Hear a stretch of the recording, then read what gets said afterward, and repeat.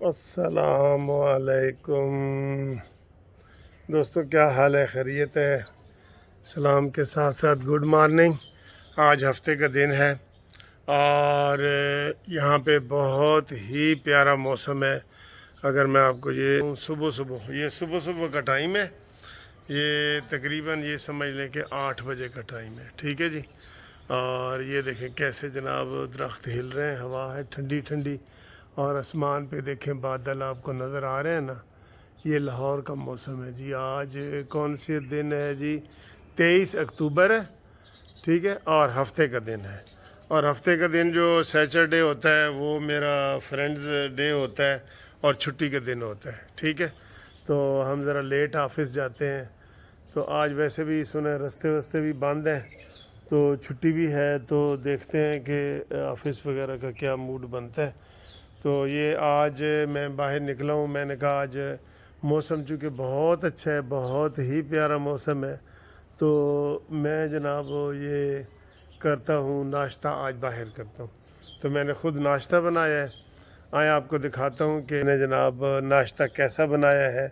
امید ہے آپ کو یہ ناشتہ بہت پسند آئے گا، دیکھ کے بھی پسند آئے گا اور کھا کے بھی پسند آئے گا، ٹھیک ہے۔ یہ آپ کو تھوڑا ناشتہ آج شیئر کرنے لگا ہوں میں آپ سے۔ یہ دیکھیں جی، یہ ہاں آپ کہیں گے ہاں، یہ میں نے 2 انڈوں کا آملیٹ بنایا ہے، اور اس کے اوپر ابھی میں بنا ہی رہا تھا تو میں نے گرم کیچپ ڈالی ہے، جو کیچپ بھی ساتھ ہی گرم ہوئی ہے، ٹھیک ہے۔ یہ 2 ڈب روٹی کے پیس ہیں، اور یہ پانی میں نے ہمیشہ کہا ہے کہ پانی ہمیشہ ساتھ رکھو، تاکہ ڈب روٹی کے پیس وغیرہ نا بندے کے گلے میں پھنس جاتے ہیں تو وہ ذرا بچ جائے۔ اور یہ میری گھومتی چائے ہے، ٹھیک ہے جی۔ یہ چھوٹا سا ناشتہ ہے، یہ دیکھیں میں نے ٹیبل پہ رکھا ہے اور باہر لان میں بیٹھا ہوں۔ میں نے کہا آپ سے گپ شپ لگاتا ہوں، اور یہ سورج جو تھوڑا سا نکلا ہوا تھا 8 بجے والا جو نکلتا ہے وہ غائب ہو گیا ہے، اور اب جو ہے اس وقت بہت یہ اچھا موسم ہے، ٹھیک ہے جی۔ ہاں جی، ناشتہ تو میں نے کر لیا ہے جی۔ تو اب یہ چائے پینے لگا ہوں آپ کے سامنے، انشاءاللہ چائے پیتے ہیں اور آپ کے ساتھ تھوڑی سی گپ شپ بھی لگاتے ہیں۔ ناشتہ آپ نے دیکھ رہی ہے، مجھے بہت مزہ آیا ناشتہ کر کے، بڑا پیارا ناشتہ تھا آپ کی کمپنی میں۔ بہت مزہ آیا، ادھر بیٹھنے کا بھی بڑا مزہ آ رہا ہے۔ وہ بسم اللہ۔ اچھا جی، سیاسی صورتحال یہ ہے کہ حکومت نے دوبارہ پھر صبح کی نماز کے بعد تحریک طالبان، تحریک لبیک والوں کے اوپر ظلم کیا ہے، اور پھر ابھی وہ صبح سوئے ہوئے تھے، یہ 5:30 بجے کی بات ہے، اچھا 5 بجے 5:30 بجے کی، انہوں نے ان کے اوپر آنسو گیس پھینکا ہے، ہلا گلا کیا ہے اور ٹیئر گیس پھینکی ہے، لیکن انہوں نے بھی آگے سے مقابلہ کیا ہے۔ اور اب جو تازہ ترین یہ اس وقت 8 بجے کی جو میں بات آپ کو بتا رہا ہوں، تو اس وقت قافلہ جو شاہدرہ سے وہ کراس کر رہا ہے اور وہ آگے جا رہا ہے۔ آج مجھے لگتا ہے کیونکہ وہ بہت بڑا قافلہ ہے، تو شاید وہ آج بمشکل گجرانوالہ تک پہنچیں گے رات گئے، اگر کہیں کوئی رکاوٹ وغیرہ نہ ہوئی تو، ٹھیک ہے۔ تو شاید ان کا اگلا پڑاؤ جو ہے وہ گجرانوالہ میں ہوگا، کیونکہ ادھر کل جمعہ کی نماز کے بعد نکلے ہیں، تو ان کا پہلا جو آگے پڑاؤ تھا، آپ کو پتہ ہے میو کالج میں سیکٹریٹ کے پاس، ضلع کچہری کے پاس، انہوں نے بہت زیادہ وہاں پہ ظلم کیا، اور وہ جو ہے ان کا آزادی چوک میں پھر پہلا پڑاؤ تھا، ٹھیک ہے۔ یہ بڑا تاریخی قسم کا وہ ہے، اور آپ کو میں اس حوالے سے نا ایک سیاسی خبر بھی دینا چاہتا ہوں۔ کل جو ہے وہ شاہ زیب خانزادہ کے پروگرام میں ایم کیو ایم کے جو خالد مقبول صدیقی صاحب ہیں، انہوں نے بھی تحفظات کا اظہار کیا ہے، اور انہوں نے کہا ہے کہ یہ حکومت مہنگائی کو کنٹرول نہیں کر سکی، اور ہم اپنی میٹنگ کریں گے اور اس میں ہم طے کریں گے۔ دوستو، جیسے کہ آپ کو پتہ ہے نا کہ یہ تحریک لبیک والے بھی اتنا عرصہ سے خاموش تھے، اور انہوں نے کوئی تحریک نہیں چلائی، کچھ نہیں کیا. ان کے کتنے بندے جو ہے نا وہ فوت ہوئے، پہلے دھرنے کی بات کر رہا ہوں، تو کچھ نہیں کیا. اب جو ہے نا یہ پورے کارروائیاں کر رہے ہیں، ایم کیو ایم آوازیں اٹھا رہی ہیں. ایم کیو ایم کے ساتھ جو کامل علی آغا صاحب ہیں، یہ میرے خیال ہے یہ شاید مسلم لیگ کاف کے، انہوں نے بھی کہا ہے کہ جی ہمارے بھی ان کے اوپر بڑے تحفظات ہیں. اور اس نے D G I S I کی سمری کو جو طول دیا ہے عمران خان نے، خواہ اختلاف پیدا کرنے کی کوشش کی ہے، انہوں نے بھی گلہ شکوہ کیا. تو دوستو حالات ایسے ہیں کہ اگر جیسے کہ یہ اس وقت نظر آ رہا ہے سب کو، جو ہماری اسٹیبلشمنٹ ہے یہ بالکل انڈیپینڈنٹ ہو جائے.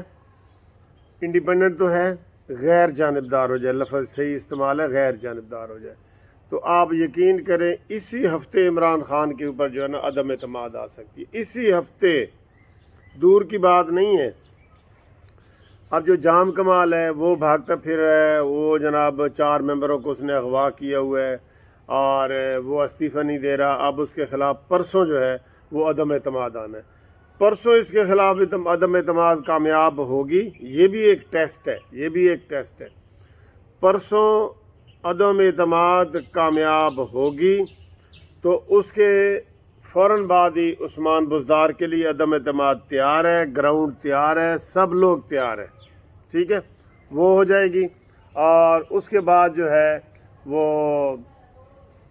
یہ عمران خان، اور تو میں نے بتایا آپ کو کہ 2 نفلوں دی مار ہے، تو پہلے ہی میں نے آپ کو بتایا. اگر جام کمال جاتا ہے اور پھر عثمان بزدار جاتا ہے تو وہ تو سر گراؤنڈ تو تیار ہے.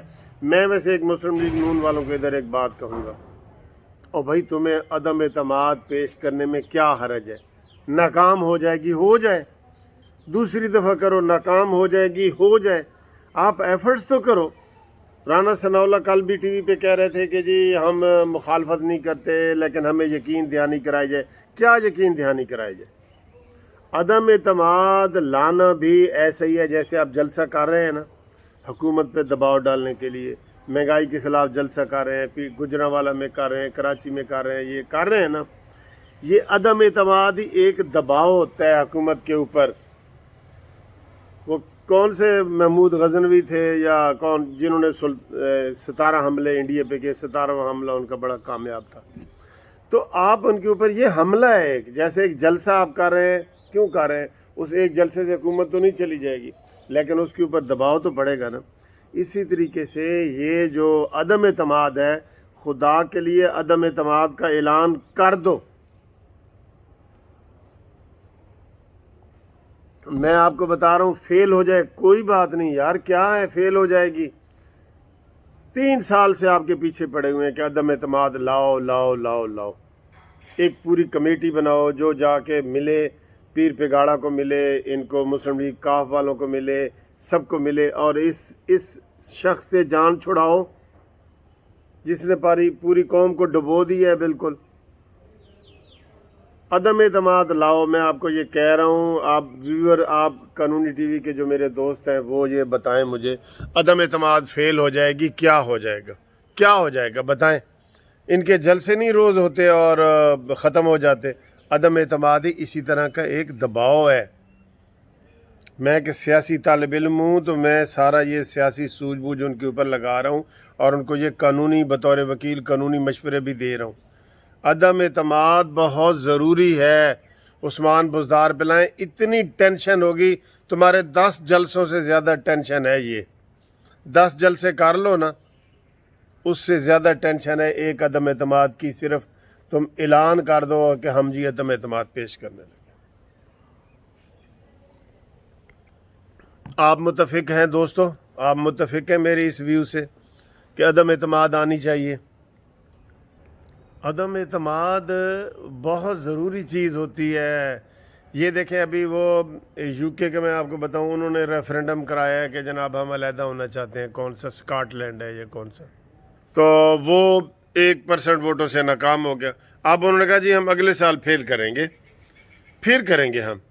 تو یہ رانا ثناء اللہ صاحب اور مریم نواز صاحبہ، میں آپ سب سے یہ ریکویسٹ کرتا ہوں کہ عدم اعتماد لاؤ، چاہے فیل ہو جائے لاؤ، یہ 10 جلسوں سے بھی زیادہ اس کی اہمیت ہے۔ 10 جلسے کر لینا اس کا اتنا اثر نہیں ہے جتنا اس ایک عدم اعتماد کا ہے۔ Am I right? Thank you, خدا حافظ۔ میرا ناشتہ، میری تھوڑی سی سیاست، میری صبح کی یہ ویڈیو آپ نے پسند کی، لائک کی، بہت شکریہ۔ سبسکرائب کریں، تھینک یو، خدا حافظ۔ عدم اعتماد، عدم اعتماد، عدم اعتماد۔